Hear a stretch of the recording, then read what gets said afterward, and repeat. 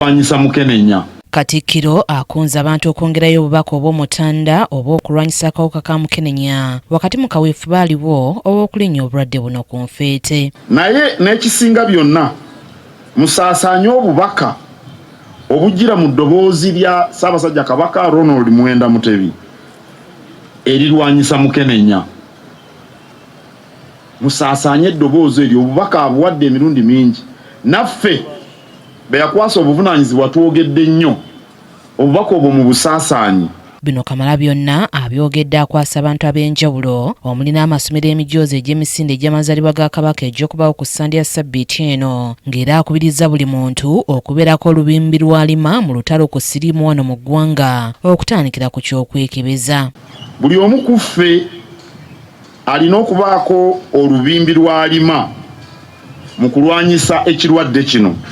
Nsookedde ku mmwe abato, bino temubyenyigiramu eby'abakulu bijja kubalwaza, mulinde. Ebirungi biri mu maaso. Omukazi funa obuvumu obugamba omusajja ntugende batukebere, muleme kutya.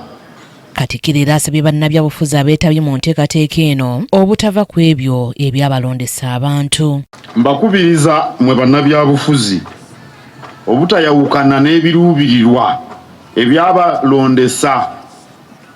Byonna bye mwabuulira abantu ne babalonda temwawukananga nabyo. Ate ebyo ebyabalondesa byebyo abantu bye baagala. Mu baguze emijoozi gino olwaleero mubaddemu ssentebe wa yafeesi ya ssentebe wa NRM esangibwa e Kyambogo, Hajat Hadija Namyaro, ng'era ono aguze gya bukadde 15 bw'atyo nga yeebazizza Obwakabaka olw'amaanyi ge butaddemu okulwanyisa Mukenenya.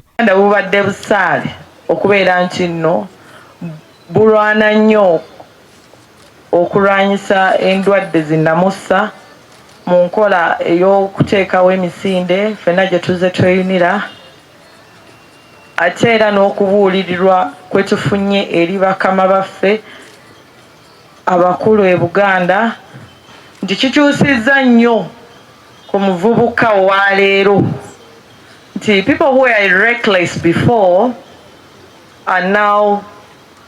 have now tried to value life. N'abalala beetabye mu kugula emijoozi balina bye boogedde. Njagala okuyozaayoza n'okwebaza n'okunyweza obubaka bwa Ssaabasajja obw'okulaba nga abasajja tuba basaale mu kulwanyisa Mukenenya, era naffe bannakira ogw'omulanga tujja kudduukirira ddala ebbanga lyonna nga bwe tubadde era gujja ttambula mu maaso. Famire yange tuguze emijoozi 10 nga tugigulidde bannabulemeezi abagenda emisinde gy'amazaalibwa ga Kabaka ag'emyaka 71 egy'ekitiibwa gyakubeerawo nga 12 omwezi guno ku Ssande, ng'era ne ku luno Bene yasiima gitambulire ku mulamwa ogw'okulwanyisa Mukenenya. John Maido yakusakidde eggulire lino Crack TV amalindirire. Kati sooke tufune ekigambo